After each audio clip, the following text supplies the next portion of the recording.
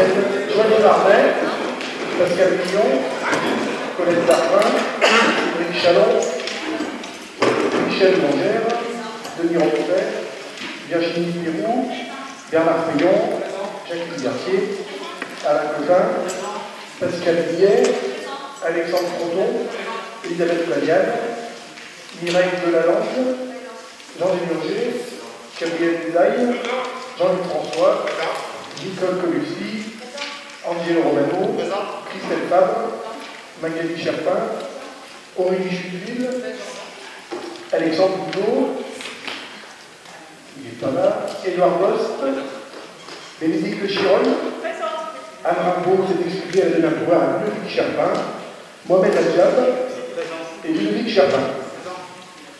Merci à tous pour votre présence ce soir. Il faut que je désigne un secrétaire de séance. Je vais tourner vers les volontaires. Puisque je vais d'abord parler, je le désigne secrétaire de séance. Je le remercie. Monsieur Adjab. Monsieur Adjab, je vous remercie d'accepter les fonctions de secrétaire de séance.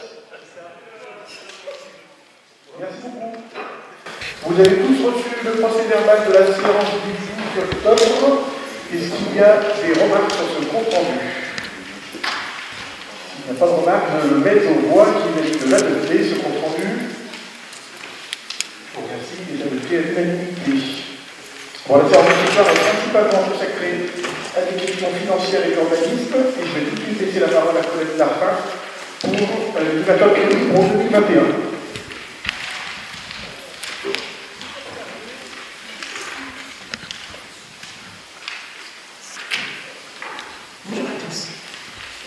Premier rapport, ouverture de 2021. Donc pour pouvoir continuer d'assurer la continuité du service public pour la période de janvier à mars 2021, il faut qu'on rallonge les crédits pour ces mois-là. D'après le Code général des collectivités territoriales, l'exécutif de la collectivité territoriale prend des frais sur autorisation de l'organisme compétent engagé, liquidé et mandaté des dépenses d'investissement dans la limite du quart des crédits ouverts au budget de l'exercice précédent. Il est proposé donc d'autoriser le maire, à partir du 1er janvier 2021 et jusqu'au vote du prochain budget, à engager, liquider et mandater des dépenses d'investissement dans la limite du quart de crédit. Donc, au niveau du budget annexe multicommerce, on propose de remettre 8 000 €. Ensuite, sur la page réelle, vous avez donc sur toutes les opérations d'investissement. On avait le crédit ouvert pour 4 227 000 € et on propose de remettre une carte, soit 1 56 193 € sur toutes les lignes sur lesquelles on aurait besoin éventuellement de payer des factures jusqu'au prochain budget. Voilà, c'est simplement ce genre de lecture qui est mise à votre approbation ce soir. Merci beaucoup. Donc, comme vous savez, nous avons voté le budget prédictif pour 2021 dans le courant du mois de mars. Et là, c'est simplement qu'on puisse payer les premières factures qu'on vote le budget. Est-ce qu'il y a des questions? C'est quelque chose que vous retrouverez tous les ans à cette période. S'il n'y a pas de questions, je vous envoie ce rapport pour les ouvertures de crédit. Qui est contre? Qui s'abstient? Merci beaucoup. On continue sur les tarifs. Point numéro 2, c'est les tarifs communaux. Donc, on avait des grilles caractères. On vous entend très mal, excusez-moi. On a des grilles tarifaires qui sont réservées, là, si je parle concret. Est-ce que ça va bien? Donc, oui, il y a des grilles tarifaires qui sont joints dans nos pochettes. Alors, on n'a pas bougé beaucoup de choses, hein, vous avez pu le voir.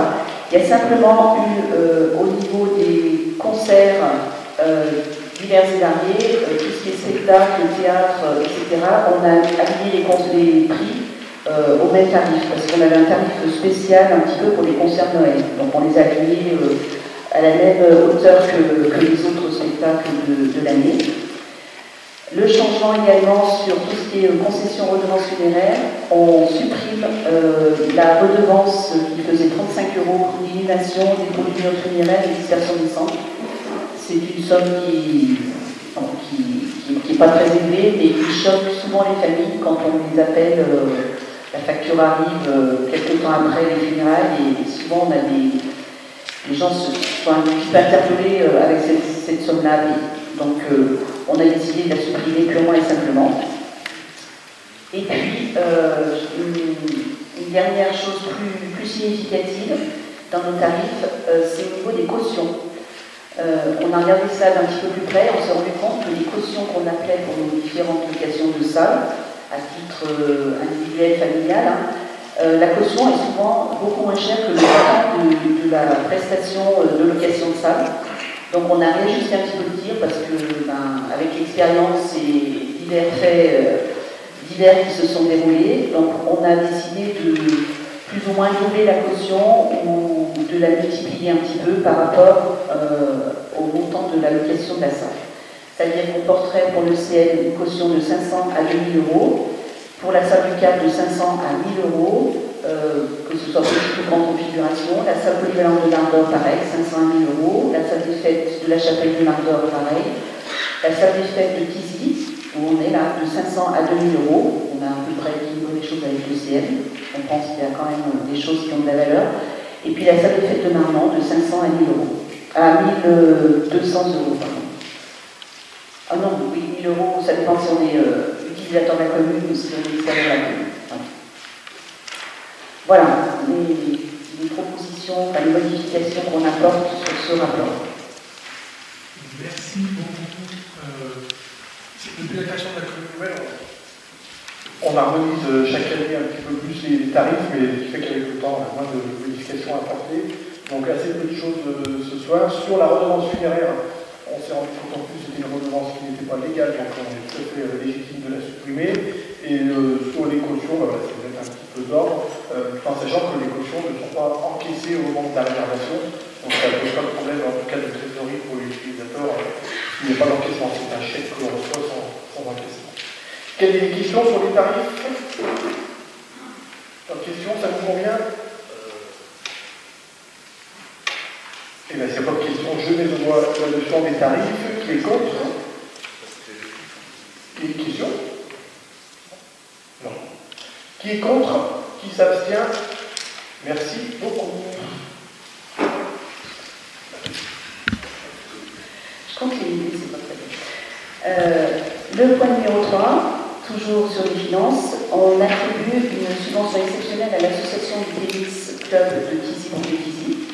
En fait, ils ont eu leur subvention annuelle normale quand on les a votés, je ne sais plus quand, là, en octobre, de 550 euros. Et ils ont sollicité la mairie pour un complément à cette subvention parce qu'ils ont financé le professeur, ils ont un professeur de tennis qui est salarié et qui a continué à travailler pendant la période Covid. Donc, ils ont eu des charges à ce niveau-là et ils ont besoin qu'on rallonge un petit peu les choses pour eux au niveau de leurs finances. Donc voilà, ça a été un compromis, je pense, qui a été conclu avec Martin et le président du club, donc pour leur apporter 300 euros de complément à leur subvention annuelle. Sachant que c'est la seule association de la commune qui possède un salarié, apparemment c'est le foot, maintenant il y a que le tennis qui salarie quelqu'un pour son activité. Comme on a compris pour les entreprises qui avaient des salariés aussi, je trouvais que c'était bien qu'on puisse accompagner le club, puisqu'ils ont eu à financer leurs salariés alors qu'ils avaient des activités à l'arrêt. Des questions? Oui, M. Chapin. Je vous ai préparé une petite chronique sur les associations. Donc je profite de cette demande de subvention exceptionnelle pour attirer votre attention sur la crise que traverse aussi le monde associatif. Dans le journal Le Progrès, cette semaine, un article au titre éloquent. Je cite: le tissu associatif au bord de la déchirure. Cet article évoque la fuite des licenciés et des bénévoles, ainsi que les pertes financières. Un chiffre est annoncé, 30 000 associations menacées de disparition. Alors notre inquiétude est qu'après avoir supprimé la majorité des services publics, c'est maintenant le monde associatif qui va péricliter. Or, c'est dans ces moments-là de crise sanitaire qui engendre une crise systémique que nous avons le plus besoin de l'État, des associations, pour éviter toutes les dérives qui pointent doucement le bout de leur nez. De l'argent, il y en a, il est juste mal réparti. Dans cette période compliquée, l'ISF pourrait être de nouveau d'actualité. Tout le monde doit faire des efforts, n'est-ce pas? Bon, je sais, ce n'est pas ici, ni à un accord, on va changer ça. La troisième vague a déjà commencé et est psychiatrique, au vu d'augmentation importante des ventes d'anxiolytiques. Le manque de liens, la solitude, le confinement, les pertes de revenus, le chômage en sont des facteurs aggravants. Les associations ont, à leur niveau, un rôle essentiel pour la cohésion dans la population, et c'est une chance pour notre pays. Bon, revenons à nos moutons. Votre majorité avait décidé le 10 juillet de diviser par deux les subventions, a priori sans conséquences délétères. Or, nous nous apercevons qu'une de celles-ci est en difficulté. Fort heureusement, la demande de subvention exceptionnelle est là et va pallier sans doute au licenciement du salarié du club. Nous proposons, avec vous, d'identifier les associations qui risquent de jeter l'éponge, afin de voir avec elles comment passer cette période difficile, car nous aurons besoin d'aide rapidement et en ordre de marche après la crise pour retisser des liens dans la population. Nous proposons aussi, dès que ce sera possible, de revenir au montant des subventions attribuées avant la crise. Nous voterons pour et nous souhaitons une réponse.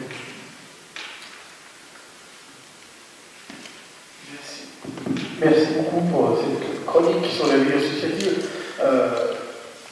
Je partage une partie de ce qui a été dit. Moi, je ne suis pas tant inquiet pour les finances de nos associations que pour le fait que les vocations puissent se perdre. C'est plus ça qui m'inquiète. Et Joël Girardet, qui chapeaute les associatives au niveau exécutif, va donner dès le début d'année pour un travail, ou en tout cas un recensement sur l'état moral de nos tissus associatifs. Aujourd'hui, on les rencontre parce que c'est des gens qu'on connaît, mais on ne les rencontre plus dans le cadre habituel puisqu'il n'y a plus de manifestations quelconques. D'ailleurs, je me rappelle que je dis souvent que le meilleur moyen de soutenir nos associations, c'est aussi de participer à l'ensemble des manifestations qu'elles organisent quand elles pourront de nouveau le faire. Encore une fois, les baisses des subventions ont aucune conséquence sur la vie de nos associations. On a même d'ailleurs une grande partie d'entre elles qui nous ont tout de même remerciés, qui avaient anticipé cela en renonçant d'elles-mêmes à leurs subventions. Mais en effet, moi, je suis très inquiet sur l'état moral des associations et des bénévoles qui sont derrière. Et on sait très bien quel rôle jouent les associations dans une commune comme la nôtre. Donc, Joël Girardet va arriver à sa fin au début d'année. Peut-être qu'elle réunira aussi la commission si vous vous associez à ce travail-là. Il n'y a aucune difficulté. Est-ce qu'il y a d'autres questions? S'il n'y en a pas, je vois donc cette subvention exceptionnelle de 300 € qui est pour. Je vous remercie. C'est bon qui commence ça. Le point numéro 4 donc, concerne les aides à l'habitat. Donc vous savez qu'on a 3 dispositifs. Le dispositif ANA pour les revenus les plus faibles, le dispositif non ANA pour qu'on puisse accompagner l'ensemble des demandeurs, et un dispositif qui est lié aux façades. Nous avons 3 demandes pour la séance de ce soir. Donc l'opération façade pour M. De Blanchet, pour un immeuble qui est place du commerce à Tizy, un montant de travaux de 12 529 €. Il y a une aide de l'accord à 238 et une aide identique de la commune, puisque nous sommes en périmètre de centre-bourg, ce qui fait une subvention totale de 1876 €. Et nous avons 2 dossiers revitalisation, donc ce sont des personnes qui sont éligibles aux aides de l'ANA. On a M. Jean-Claude Barnet pour 53 802 € de travaux. L'ANA apporte une aide de 19 000 €, le département 500 €, une aide de l'accord de 5 062 €. Et donc une aide communale de 2531, puisque nous sommes en périmètre hors centre-bourg. Et on a également un bonus dans le cadre du contrat ambition région de 750 €, ce qui porte la subvention globale à 27 843 €. Et le dernier dossier, donc pour M. Haddad, pour 28 488 €, il y a 17 502 € de l'ANA, 500 € du département, 300 d'accords. On propose une aide de la commune de 150 €. Puisque nous sommes en période de développement, ce qui fait une subvention globale de 18 452 €. On remarque que ce sont des dossiers qui sont conséquents et dont les subventions sont très importantes. Est-ce qu'il y a des questions? Oui, c'est quoi le périmètre de revitalisation? C'est quoi le périmètre? Alors en fait, quand on a signé la convention donc avec l'ANA en février 2017, Donc à l'intérieur, on a défini un périmètre de revitalisation, c'est-à-dire un périmètre, on va dire, prioritaire. Donc c'est les centres-bourgs, notamment celui de Tizy et le bourg de Tizy. Et ensuite, tout le reste de la commune, on a classé en périmètre de développement pour que, où qu'on soit sur la commune, on puisse accéder à ces aides-là. Sauf que l'intervention, elle est différente au niveau de l'accord et de la commune, puisque l'accord apporte une aide, et dans le périmètre de développement, l'aide de la commune est de 50% du montant par l'accord. Simplement qu'on a repéré avec le service de l'État des périmètres prioritaires, donc il s'appelle périmètre de revitalisation, pour là où l'action est plus forte, et sinon le reste c'est le périmètre de développement, et on a souhaité mettre l'ensemble de la commune au moment où on a signé cette convention. Est-ce qu'il y a d'autres questions? Je vais mettre en voie ces 3 dossiers de subvention. Qui est contre? Qui s'abstient? Merci beaucoup. Je redonne la parole à Colette. Le point numéro 5.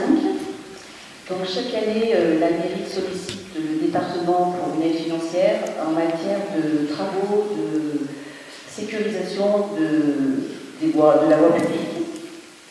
Donc en 2019, on appelle ça le produit des amendes de police. Et en 2019, donc, la mairie avait sollicité pour la création d'une chicane rue Gambetta à Tizy et l'aménagement de la traversée du centre-bourg pour Mardor. Et donc, depuis le mois d'octobre, ces dotations sont tombées. Donc, le département apporte 70 000 € à la mairie pour ces travaux-là. Voilà, donc, je ne sais pas si vous êtes d'accord pour accepter ces 70 000 €, mais on ne va pas les rendre. Donc, vous avez compris, il s'agit là d'accepter de l'argent. Oui, Ludovic. Je voulais juste une précision. La chicane, c'est ce qui permet au petit Bert d'avoir une place. Ouais. C'est ça, et la deuxième opération qui est le plus importante, c'est aussi, c'est sur les centres-bourgs de Mardor et de la chapelle de Mardor. On présentera le projet de réaménagement dans une séance du mois de janvier. Est-ce qu'il y a d'autres questions? On est d'accord pour accepter l'argent? Merci beaucoup. Le point numéro 6, alors là c'est simplement un peu des régularisations. On avait auparavant de la commune nouvelle sur les mairies déléguées des règlements intérieurs pour les utilisations des salles polyvalentes et des salles municipales. Donc là on régularise un petit peu ça en uniformisant ces règlements sur la commune de Tizy-les-Bourgs. Donc vous avez dans vos pochettes les règlements à la fois des salles municipales et un autre règlement pour tout ce qui est équipement sportif et salles du sport. Donc ces règlements, bon, il n'y a pas de choses flagrantes dedans, hein, c'est simplement...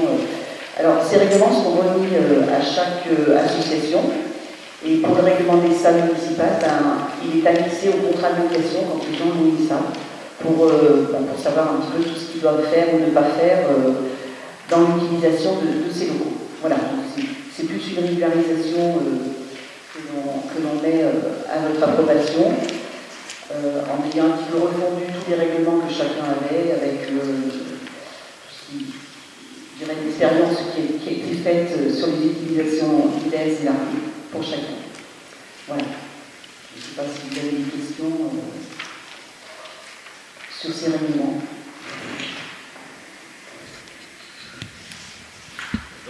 Merci. Oui.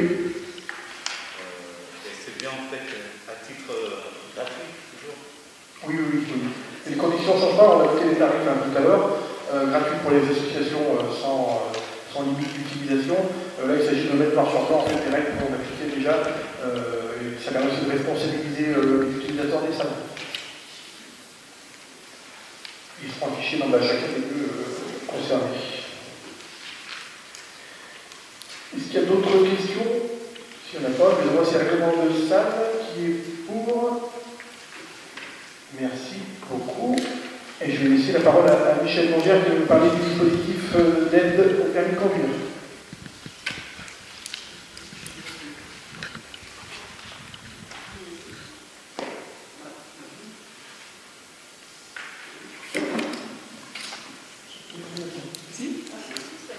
Oui, donc pour rappel, la délibération du 9 avril 2018 instituant une bourse au permis de conduire a approuvé le versement de 250 € afin d'aider l'accès au permis de conduire aux jeunes de notre commune, âgés de 15 à 20 ans.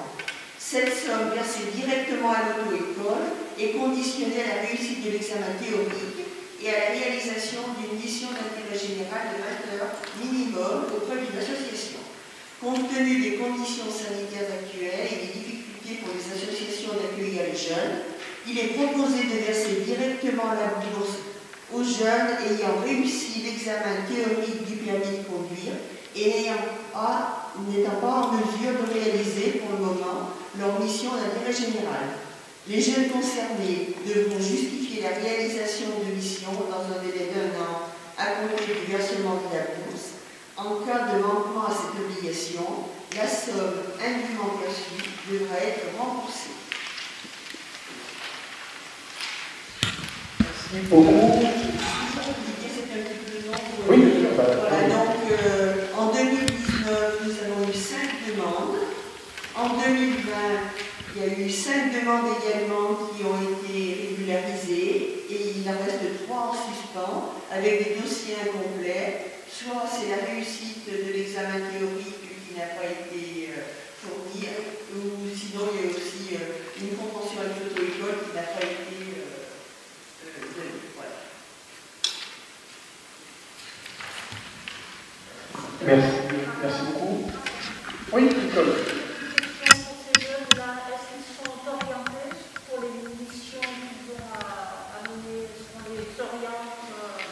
Pas spécialement, enfin si, quand ils déposent la demande, ils ont déjà choisi leur association et c'est déjà convenu. Après, on peut fournir la liste des associations de la commune, parce que l'intérêt c'est qu'ils fassent cette mission d'intérêt général sur le périmètre communal. Mais après, souvent, ils ont déjà trouvé parce qu'ils connaissent le milieu associatif. Et là, on rejoint un petit peu le sujet qu'on a demandé tout à l'heure sur la vie associative qui est à l'arrêt. L'idée, c'est qu'on puisse ne pas pénaliser les jeunes qui passeraient leur permis de conduire en cette période un peu compliquée.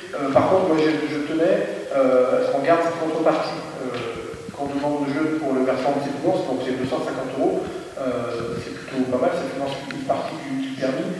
Et donc, cette contrepartie-là qui n'est pas possible actuellement, on laisse simplement un délai aux jeunes pour la justifier. Est-ce qu'il y a d'autres questions? Après, oui. C'est vrai que en termes d'information, certains jeunes ne connaissent pas cette aide de la ville. Je ne sais pas trop si on peut avoir des informations sur un guide des associations afin qu'ils puissent avoir contact avec les associations, parce que c'est vrai que c'est pas évident pour certains. On a un guide à des associations qui a été rédigé en 2018. Cette année, on aurait dû renouveler aussi le forum des associations qui permettait aussi de mieux les faire connaître. On espère qu'on pourra réaliser ça sur 2021. Et je pense qu'il faudra aussi qu'on réactualise ce fameux guide. Et on peut aussi insérer un encart à l'intérieur pour faire connaître la bourse au permis de conduire qui est en lien avec la vie associative. Mais c'est vrai que tout a été mis de côté cette année et on espère bien renouveler à la fois le forum et la réactualisation du guide sur 2021. On espère à l'automne 2021. Bon, en fait, j'ai 2 questions. Ça s'adresse à n'importe quel jeune qui habite sur la commune, les communes. Et deuxième chose, n'importe quelle auto-école. Oui. D'accord. On s'était posé la question quand on a instauré ce dispositif sur le choix d'auto-école pour essayer de guider les jeunes plutôt vers des entreprises locales. Sauf qu'un jeune étudiant qui est à Lyon, il a plus de communauté à passer son permis sur Lyon. Et donc on n'a pas mis de restriction là-dessus. Il faut que le jeune habite la commune et choisisse une association de la commune pour la mission d'intérêt général. Et il y avait 2 questions, non? Non, c'est une question. Ok. Est-ce qu'il y a d'autres questions? S'il n'y en a pas, je vais mettre aux voix. Qui est contre? Qui s'abstient? Merci pour eux. On passe au point numéro 8, qui va être très rapide. C'est l'accord qui nous propose d'adhérer à un groupement de commandes pour l'achat de panneaux et d'outils de signalisation verticale. Donc c'est un marché qui aura une durée d'1 an reconductible 3 fois. Vous avez compris le principe. Plus on est important, plus on est ensemble, plus on optimise les coûts. Donc je vous propose que nous adhérions à ce groupement de commandes qui sera constitué par l'accord. Est-ce qu'il y a des questions? Pas de questions. Qui est contre? Oui, une question, pardon. Qu'est-ce qu'une signalisation verticale? C'est tout ce qui est panneau avec piquet, entre guillemets. passages, tout ce qui est posé verticalement. Oui, j'ai juste l'impression, mais c'est peut-être une impression, que la commune perd encore des compétences au profit de la terre. Non, non, parce que là, on est maître du jeu, on profite d'un tarif. Mais c'est tout. C'est nous qui passons les commandes, simplement elle est coupée, et on obtient un tarif préférentiel en augmentant les volumes de commandes, mais on reste maître de la situation. On profite d'un tarif. Est-ce qu'il y a d'autres questions? Merci. Donc je vais mettre au voir ce rapport de groupement de commandes. Qui est contre? Qui s'abstient? Merci beaucoup. On en a terminé, je crois, sur les rapports financiers. J'en profite pour remercier Colette Darpin du travail qu'elle fait, et aussi Jean Desmurger qui a bien voulu accepter aussi de travailler sur les finances. Et puis remercier Colette aussi, puisque le département, vous avez vu une partie tout à l'heure, nous a attribué beaucoup d'argent sur les amendes de police, bien plus que ce qu'on peut obtenir habituellement. On est plutôt de l'ordre de 20 000 € par an, là on est à 70 000. Et sachant que le département a aussi octroyé dans la même séance que les amendes de police 250 000 € de subvention à la commune sur différents projets, ce qui porte l'aide totale du département à 320 000 € pour cette année, ce qui n'est pas négligeable. Et de dire merci, ça ne coûte rien. Donc merci. On va passer aux différents rapports liés à l'organisme. Je vais laisser la parole à Alain Coutin qui va vous parler de notre convention avec l'association 30 millions d'amis. La commune mène une campagne pour la stérilisation des chats errants afin que ces animaux ne deviennent pas des nuisances pour la population. Action menée en coopération avec 4 plaques de presse, 30 millions d'amis et la clinique vétérinaire à Paris. Le bilan de l'année 13 novembre est suivant. 35 interventions prévues pour 2020, 11 bombes de mission déclenchées, 22 chats capturés, stérilisés et identifiés au nombre de 30 millions d'amis, 13 chats restant à capturer et à stériliser d'ici la fin de l'année. Je vous rappelle la procédure. Pour déclencher une bombe de mission, il faut signaler par écrit un chat errant à stériliser à la mairie. Pour qu'il soit validé, il faut que le chat soit sans propriétaire et non nourri ni soigné par la population. Sa capture est assurée par 4 pattes en détresse, sa stérilisation et son identification réalisées par la clinique vétérinaire, l'animal étant relâché sur son lieu de capture. Cette procédure est indispensable pour la prise en charge par 30 millions d'amis. Pour 2021, il est proposé de reconduire le partenariat, soit 35 stérilisations à 70 €, prise en charge à hauteur de 50% par la commune, soit un budget de 1 225 €, auquel s'ajoute un budget de 500 € pour pallier les soins exceptionnels de soins ou d'euthanasie, notamment pour lutter contre la prolifération de certaines maladies. Ces interventions ne seront déclenchées qu'après aval des services de la mairie et facturées directement à la mairie.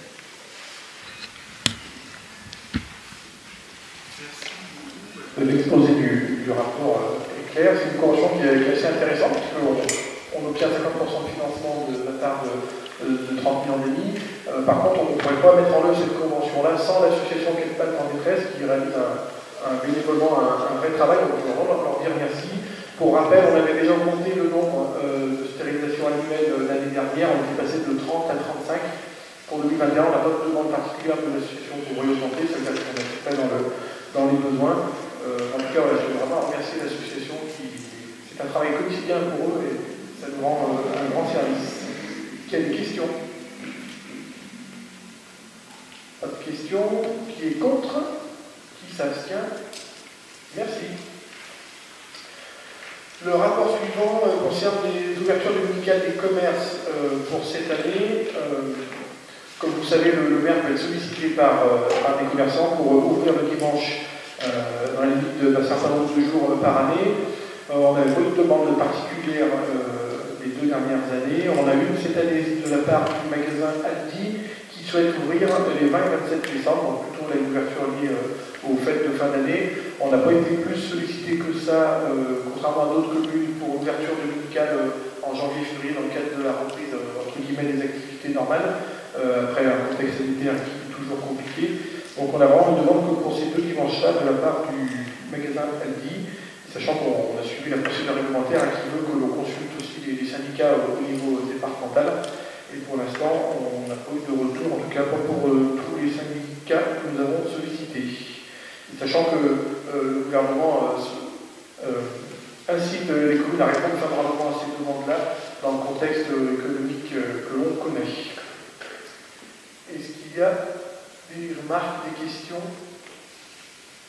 Non, pas. Donc je vais vous demander de voter. Qui est contre? Qui s'abstient? 4 abstentions. Merci beaucoup. Et je vais laisser maintenant la parole à Cédric Chalon qui va nous parler de plusieurs petites ventes et de rapports avec les organismes. La mise à disposition d'un terrain communal à l'allée de la base à la Cœur pour le projet de chauffe-eau pour réseau de chaleur. Dans le cadre de cette compétence, réseau de chaleur, la Cœur porte le projet réseau de chaleur chauffe-eau à Tizy-les-Bois. Le site retenu pour la construction d'une chaufferie est un terrain communal situé à l'allée de la base rue de l'Hospice. Ce projet est d'intérêt général. Il est proposé que la commune mette à disposition de la Cœur à titre gratuit la parcelle de terrain nécessaire à la bonne réalisation de ce projet. C'est derrière le terrain que l'on vient d'acheter justement, qui permettra de faire cette chose. Tout le monde voit bien où c'est. On est sur le qu'on appelle le garant de l'étalement juvénile, en face d'Aldi. Donc sur la partie arrière du bâtiment que l'on vient en effet d'acquérir au mois d'août. Sachant que nous avons reçu aujourd'hui le permis de construire pour cette chaufferie bois. Est-ce qu'il y a des questions, sachant qu'on met à disposition évidemment à l'accord gratuitement la mise en œuvre de ce projet de réseau de chaleur? Oui, Oli. Je connais bien l'endroit. Le chemin qui va faire qui a accès à la maison, on va dire. Il va y avoir un autre? Non, pour l'instant, qui accède vraiment à l'habitation, il va rester comme ça. Il restera comme ça? On a pas une grande possibilité. Quand on rentre en fait dans la cour, ça va se passer sur la droite de la partie chaufferie. Et on reste comme ça, sachant qu'on avait démoli la maison qui est à l'angle aussi avant de rentrer sur le chemin de la rade, pour que les poids lourds puissent aussi livrer plus facilement la chaufferie bois. Mais il n'y a pas d'impact, en tout cas en termes d'accès sur la maison d'habitation. Et pour information, les travaux, puisqu'on parle de ce sujet-là, le réseau de chaleur devrait démarrer au printemps pour une mise en service à l'automne 2022. Donc on rentre vraiment dans la phase opérationnelle. Je vous rappelle que les adhérents de ce réseau de chaleur, donc c'est la commune pour ce bâtiment-là, la mairie, l'école primaire et la salle Chabou. On a également l'ADAPI pour les 2 foyers IMO et foyer de la Platière qui se trouvent sur le chemin. On a l'hôpital qui est un gros consommateur et du 1er janvier au 31 décembre, et également le lycée qui fait partie aussi des adhérents au réseau de chaleur, et toutes les questions administratives sont en train d'être réglées parce que chacun peut avoir aussi des attentes différentes en fonction de leurs besoins, mais c'est quelque chose qui est maintenant bien sur les règles. Est-ce qu'il y a d'autres interventions sur ce sujet? Donc je mets au voie le rapport qui vise à mettre à disposition la parcelle à l'accord, qui est contre, qui s'abstient. Merci beaucoup. Le point suivant, c'est un déclassement d'une entreprise publique située à Mont-la-Parelle, à la chapelle de Mardor. Monsieur Salel a sollicité la commune pour acquérir une partie du chemin rural numéro 6 au droit de sa propriété, situé au hameau La-Parelle, à la chapelle de Mardor. C'est une partie de chemin d'une surface de 120 m² qui n'est plus ouverte ni utilisée au public. Actuellement, elle donne sur un enrochement et sur la voirie départementale. L'estimation des domaines en date du 30 novembre 2020 valorise cette emprise à 1 € du mètre carré. Il est proposé au conseil municipal de céder cette parcelle à 1 € du mètre carré et de déclasser cette partie du chemin du domaine public. Il est précisé que les frais de notaire et de géomètre seront à la charge de la Cœur.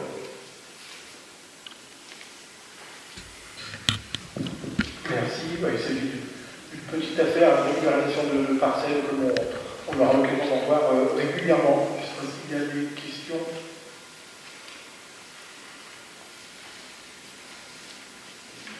Il n'y a pas de question, je les vois. Qui est contre? Qui s'abstient? Merci. Point numéro 13, donc un déclassement aussi d'une emprise publique. La société CAT a sollicité la commune pour acquérir une bande de terrain afin de régulariser les limites cadastrales de sa propriété avec le domaine public et la propriété commune, terrain qui est à l'extérieur du Cap, à Bourg-de-Tizy, situé à Basse-Richard, le Gros-Projet. En effet, la clôture et le talus existants ne suivent pas exactement les limites cadastrales. L'estimation des domaines en date du 30 novembre 2020 valorise cette emprise à 4 € du mètre carré. Il est proposé au conseil municipal de céder le terrain à 4 € du mètre carré et de procéder au déclassement du domaine public. Il est précisé que les frais de notaire et de géomètre seront à la charge de la Cour. Donc c'est une régularisation par rapport à la clôture et qui ne correspond pas au tournage, enfin au cadastre. Et donc ils veulent remettre ça. Ouais, on est là sur le tellement qu'on appelle Danjou, l'ancienne usine Danjou, on est au bout de l'impasse Richard. C'est une propriété qui est clôturée depuis des années et on s'est rendu compte parce que la parcelle a été vendue, est en train d'être vendue, on s'est rendu compte qu'il y avait encore une partie de petits bouts de parcelle qui est encore sur le domaine public et donc il faut qu'on le sorte du domaine public. C'est pas non plus là une grosse affaire, surtout le chemin d'accès, on revient en jaune sur le plan que c'était resté propriété de la commune. En gros, ça fait combien de la surface? La surface, tu sais?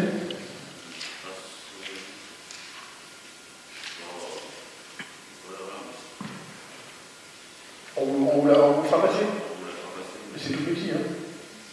Oui, c'est là où il y a des. Là où ils ont vraiment phasé centralement. Oui, exactement. La surface varie des fois ça va de 1 mètre à 1 mètre 50 par endroit. En fait, c'est pour réaligner le cadastre qui avait tiré à droite. La clôture a été faite spécialement par rapport au cadastre. On vous la fera passer la surface. On la mettra avec le compte rendu de séance. Et d'autres interventions? Donc, qui est pour le déclassement de ces petits bouts de parcelles? Merci beaucoup. Point numéro 14. Alors, une bande de terrain, une régularisation de propriété, Jaurès, Roland de la terre. Dans le cadre de sa compétence, lutte contre l'habitat indigne, l'ACCOR a mené ces derniers mois une vaste opération de renouvellement urbain et de rénovation de l'habitat sur l'îlot situé entre la rue Jean Jaurès et la rue Roland-la-Platière. Ces travaux qui concernent l'agrandissement d'un parking près de l'hôpital et de l'école Mathilde de Bise, la création d'une traversée piétonne et la mise en valeur des espaces verts touchés à leur fin. Afin d'être en cohérence avec les compétences de chacune des deux collectivités, il apparaît nécessaire que l'ACCOR puisse rétrocéder les propriétés à la commune, puisque c'est cette dernière qui en assurera la gestion et l'entretien. Afin de procéder à cette opération, l'ACCOR a fait intervenir un géomètre afin de délimiter les parcelles concernées. Ainsi, l'ACCOR propose de céder à la commune à l'euro symbolique les parcelles suivantes. Pour la partie haute, AB 514, l'immeuble Publita déconstruit aujourd'hui, AB 577, 391 et 390, 12, non bâti pour 500 m² environ, et la partie basse, AB 668, de 115 m² qui correspond à l'ancienne branche.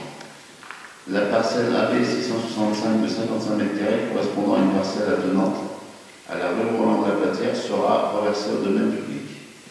Aussi, afin de régulariser la limite de propriété avec le jardin de Monsieur de la Garandrie, riverain du parking, il y a lieu d'acquérir un ténement de 88 m² issu de la parcelle AB 574 qui lui appartient. Le conseil municipal est donc invité à délibérer pour autoriser ces ventes, valider l'emprise du terrain à céder et à fixer le prix à 1 € du mètre carré, les frais de notaire et de géomètre restant à la charge de la commune. Vous avez tout ça sur le plan, donc c'est la régularisation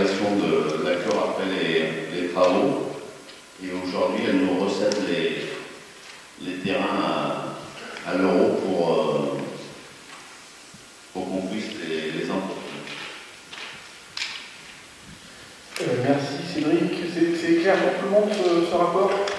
Donc l'accord effectue des travaux importants au niveau Jaurès dans le cadre de sa compétence habitat indigne.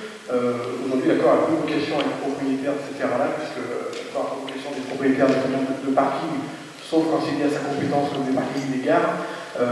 Là, on retombe dans la compétence communale d'entretien des parkings et des espaces publics.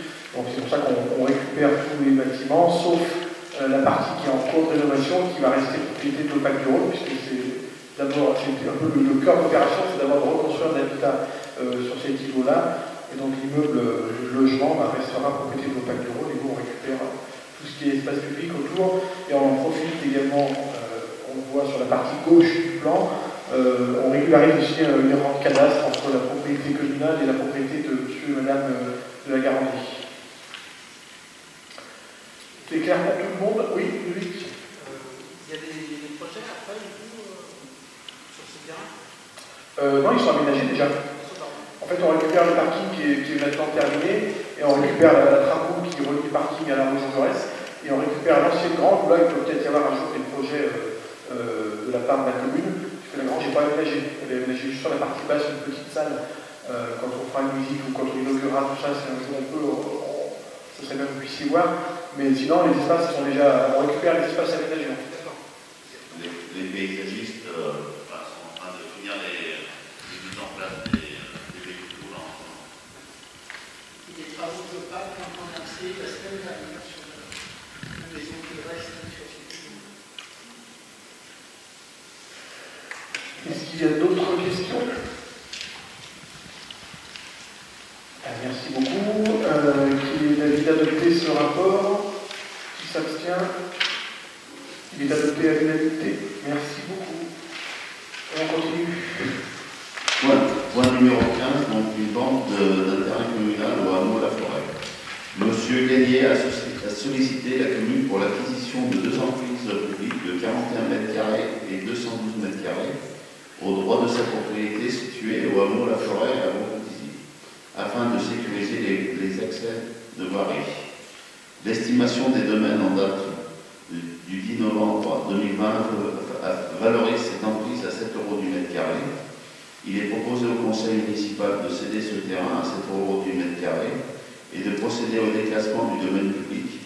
Il est précisé que les frais de notaire et de géomètre sont à la charge de l'acquéreur.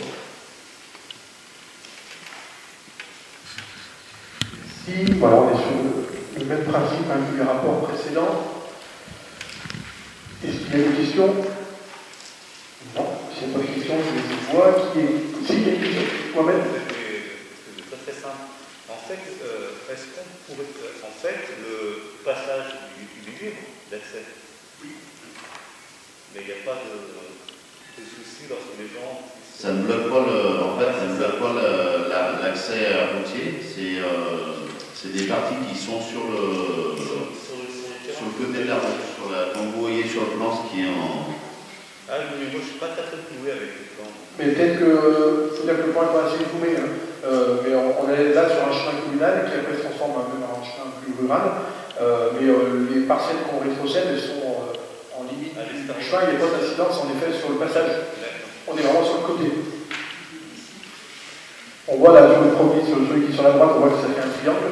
Donc c'est le triangle qu'on rétrocède. Et sur l'autre, c'est plutôt le petit rectangle, mais on vend pas du tout, on rétrocède pas du tout une partie de la voie. Ça gêne pas du tout au passage des véhicules.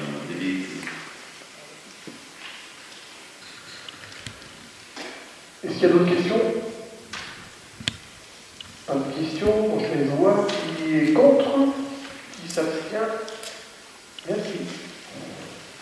Point numéro 16, vente d'un terrain communal au Fouillou. Monsieur Ferrière a sollicité la commune pour acquérir le lot numéro 1 de 712 m², lotissement Les Pierres Plantées à Tizy, ainsi qu'une parcelle supplémentaire de 500 m² hors lotissement afin d'agrandir l'assiette de son projet. Il est rappelé que le terrain au lotissement Les Pierres Plantées est fixé à 1 € du mètre carré. Il est donc proposé de vendre la parcelle supplémentaire hors lotissement aux mêmes conditions, soit 1 € le mètre carré. Il est également rappelé que la vente est soumise à l'obtention d'un permis de construire, d'une maison au bois ou ossature bois dans un délai de 6 mois après la signature du compromis.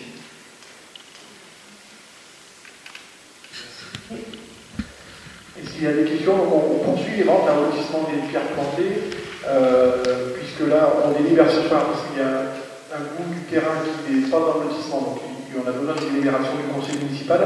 Sinon, j'ai signé un compromis de vente il y a maintenant 3 semaines, un mois sur un autre terrain, et j'en signerai un autre demain, ce qui fait qu'en plus des 3 maisons que vous avez déjà, qui ont déjà commencé à sortir de terre, on a vendu 3 autres terrains au lotissement des pierres plantées, ce qui porte maintenant à 6 de façon définitive des ventes qui sont parties. On a aussi des couples qui réfléchissent, donc on a potentiellement d'autres ventes qui seraient à venir sur ce lotissement-là.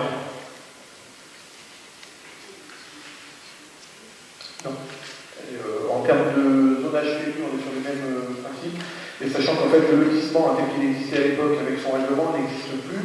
Aujourd'hui on se sert de ce lotissement-là pour éviter les vélos. Non, c'est les mêmes conditions. Oui, la question de Colette, c'était de savoir s'il y avait les conditions étaient les mêmes sur la partie hors lotissement que sur l'autre. Et les conditions qui sont d'ailleurs indiquées dans la délibération, c'est bien les mêmes pour les deux parcelles. Est-ce qu'il y a des questions? Oui. Alors, c'est difficile de raisonner en termes de l'eau, puisque, comme je viens de dire, on n'a plus le lotissement tel qu'il existait avant, et qu'on vend un peu plus sous partout, mais il y aurait possibilité de vendre encore 3 à 4 terrains pour de la construction.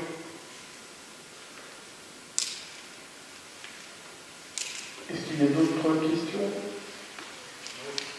Je ne sais pas si c'est une bonne augure de rajouter des conditions, des plus antérieures, des panneaux photovoltaïques, pas des maisons 100% autonomes, pendant qu'on y est. On avait démarré avec cette ordre-là.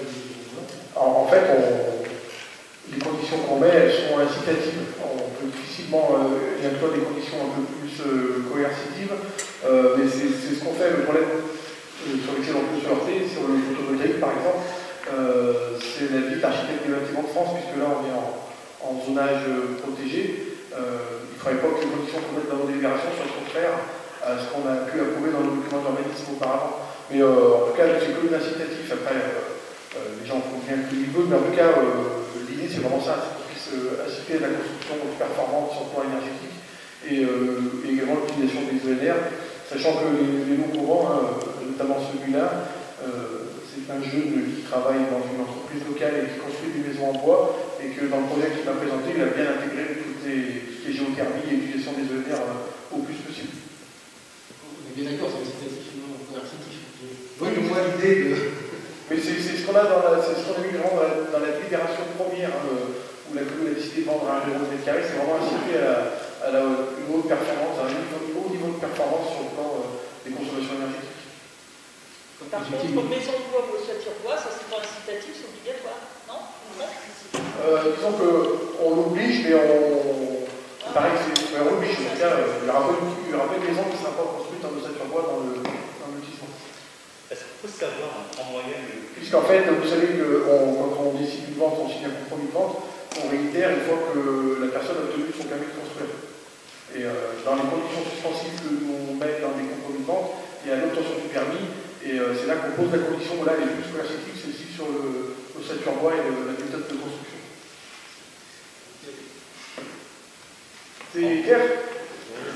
En moyenne, c'est combien de la construction d'une maison de ce type? En prix? Oui, en prix. Non, ça varie souvent les projets. Dans le lotissement, on aura des maisons en moyenne. Si je prends pas en compte le coût du terrain qui est quand même très marginal, ça peut démarrer à 150 000 euros et jusqu'à 350 400 000 euros en fonction des projets. On est rarement en dessous de 150 000 euros quand même, puisqu'il y a la gestion de la pente qu'il faut prendre en compte. Et puis on sait aussi que les maisons de ossature bois, elles ont un petit peu de plus-value en termes de coût. On est à peu près entre 150 000 et puis après, selon le projet qu'on souhaite faire, ça peut monter plus haut. Et d'où l'intérêt aussi d'avoir un prix du terrain attractif qui vient aussi compenser une partie des surcoûts liés à l'ossature bois et liés au traitement de la vente. Est-ce qu'il y a d'autres questions? Personne ne se pose à ce qu'on vende un mot de plus au lotissement, sachant que toutes les ventes qu'on a faites, on est vraiment dans le public cible qu'on souhaitait attirer. On est vraiment sur des jeunes couples qui ont vocation à fonder leur famille sur la commune.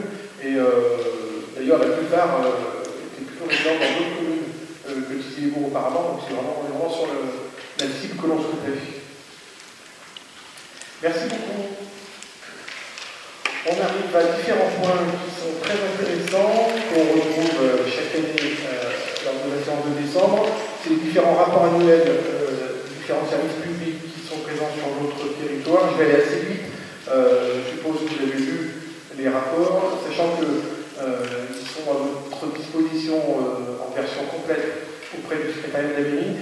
Et vous trouvez dans ces différents rapports le service gestion des déchets, abattoir, assainissement, eau potable, centre nautique et camping du lac. Donc là, c'est la partie communauté de l'Ouest rhodanien pour tous ces services.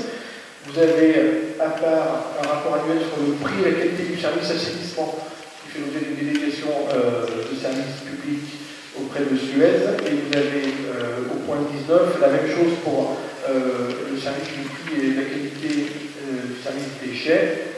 Et enfin, le point numéro 20, c'est le rapport annuel sur le prix et la qualité du service de l'eau potable. Juste un petit mot sur l'eau potable. Vous savez que c'était jusqu'à la fin du mois le syndicat Romarmeur qui était compétent pour le service de l'eau potable, que ce syndicat a fusionné au 1er janvier 2021 avec la Rouennaise de l'eau, ça peut avoir des conséquences importantes sur le service, puisqu'on va être sur un syndicat plus gros, et donc il faudra qu'on soit d'autant plus attentif à ce qui s'y passe. C'est Joël Girardet qui nous présentait auprès du syndicat Romarmeur et qui était membre du bureau, et je lui ai demandé, elle avait accepté aussi, et le président très senti de la Rouennaise de l'eau a accepté également qu'elle puisse faire partie du bureau de la nouvelle structure, ce qui nous permettra aussi d'avoir des retours sur ce qui se passe dans ce syndicat-là.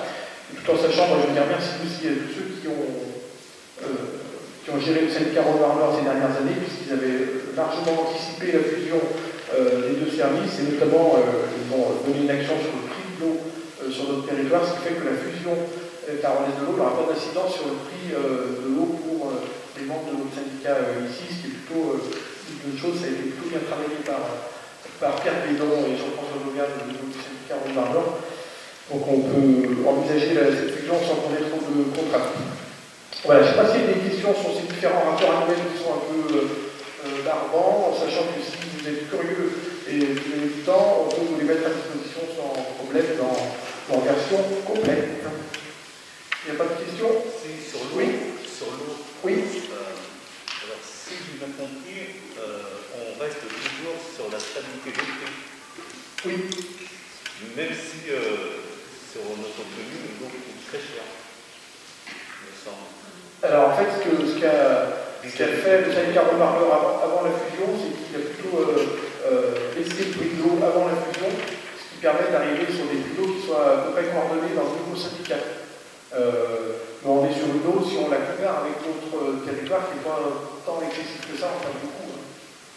Là, vous êtes à 3,54 TTC unité cube, c'était en 2018, c'est 3,59 en 2019, il y a eu une baisse en 2020, parce que là, on est sur les rapports annuels de 2019 qui sont fournis en fin d'année civile qui suit l'exercice.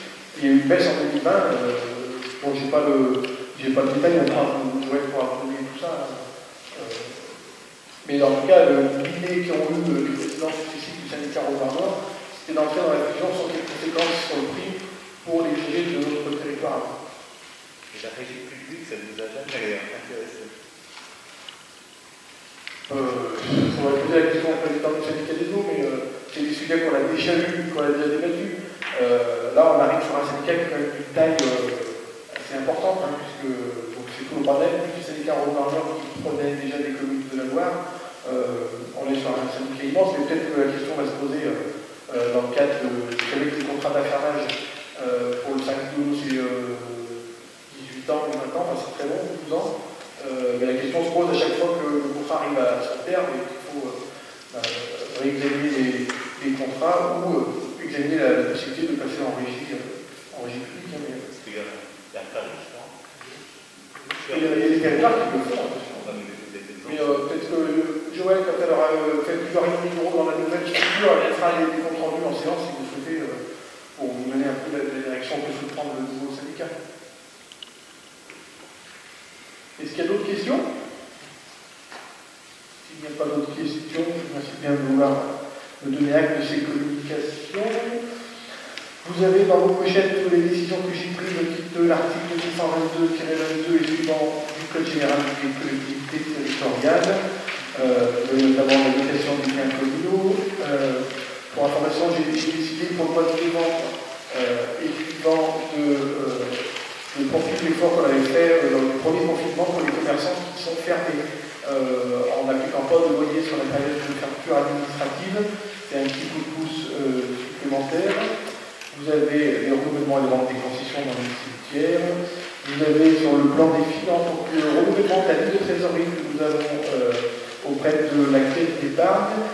Cette ligne de trésorerie pour un montant d'1 million d'euros a été contractée il y a maintenant 2 ans pour faire face à d'éventuels creux de trésorerie dans le cadre du chantier d'Alliance Senior, qui était un chantier tout au jour et auquel on a dû faire face à des dépenses importantes sans qu'on ait eu le temps d'encaisser forcément les recettes qui vont en face, et notamment les subventions.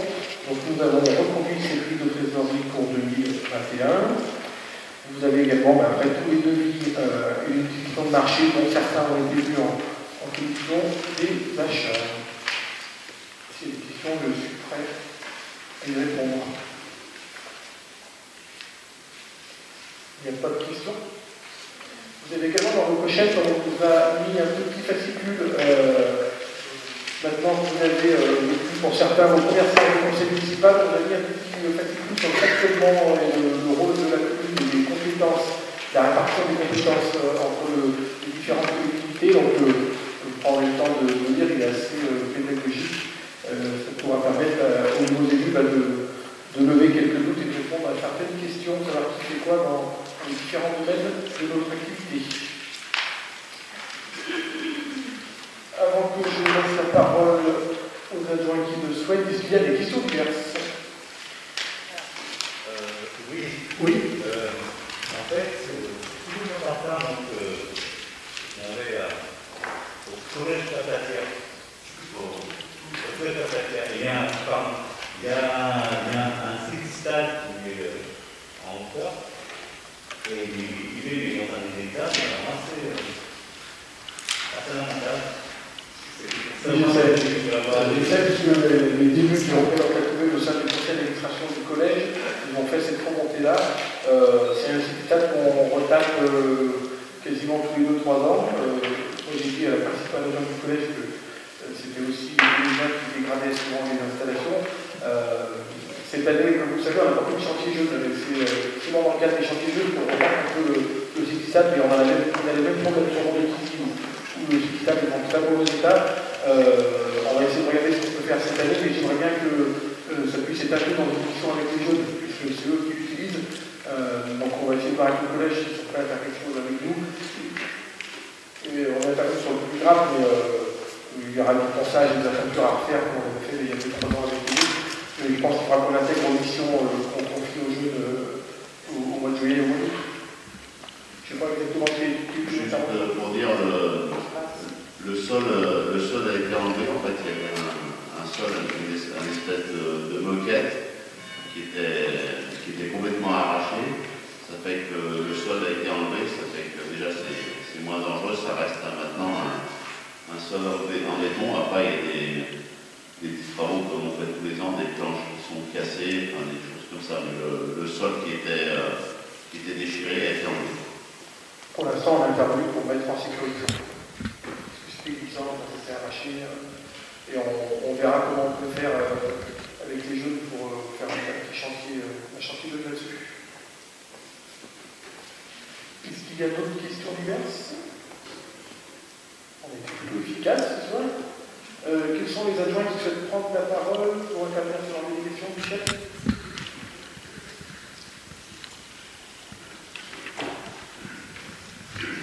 C'est par rapport à l'épicerie sociale. Donc, il y a une demande qui a été faite par l'épicerie sociale pour le CCAS pour une subvention exceptionnelle. Donc, cette demande est à l'ordre du jour de la dernière réunion qui s'est tenue le 7 décembre. Pour rappel, en raison du contexte actuel, la collecte annuelle organisée par la Banque alimentaire n'a pas pu avoir lieu. L'annulation de cette opération a une incidence directe sur le fonctionnement de notre épicerie sociale. faut savoir que chaque année, les produits collectés permettent de fonctionner une partie de l'année. Un ordre d'idée à peu près 18 000 €. Les municipalités souhaitent malgré tout maintenir l'aide apportée actuellement aux bénéficiaires. Une subvention exceptionnelle est accordée à l'unanimité à hauteur de 0,60 € par habitant, soit pour Tizy-les-Bourgs, la somme de 3 694 €. L'ensemble des bénévoles s'investissent tout au long de l'année et on peut en profiter pour les remercier, puisque particulièrement en période de confinement, ça a été compliqué et il y a eu une bonne continuité. Jacqueline, tu veux peut-être ajouter quelque chose? L'épicerie sociale, vous savez, ça rayonne sur toutes les... Vous écoutez là? Non? Ça marche? On s'entend encore. Oui.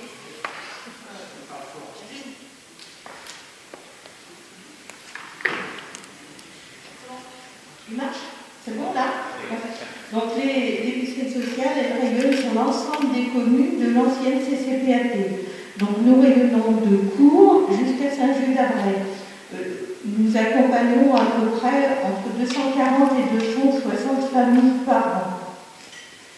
La collecte, c'était 5038 kilos, je le dis à peu près de tête, environ 5 tonnes, et c'est vrai que ça dépassait les 18 000 €. Et l'avantage que nous avions, c'est qu'on ne va pas à la banque alimentaire à Dessines. On le faisait il y a quelques années, mais il fallait mobiliser le camion à Entrepuis pendant 3 mois, le camion à Tizy pendant 3 mois, à Cours-la-Ville les 3 autres mois, et on n'allait pas forcément chercher les produits qu'on avait besoin. C'était les produits qu'ils voulaient bien nous donner. Alors que là, avec la collecte, on garde tout ce que les gens veulent bien donner reste chez nous, et c'est un avantage certain pour l'ensemble. Voilà. Et là, on se trouve presque à court de pâtes, ce qui n'est jamais arrivé en 9 ans que je m'en occupe. Les pâtes, j'avais toujours 600-700 kilos quand la collecte arrivait, et là, il doit nous rester à peu près 200 kilos. Donc, au début de l'année 2021, on va être à court. On a déjà racheté de l'huile, alors que nous avions, il me semble, 468 litres d'huile à la collecte de l'année dernière. Voilà.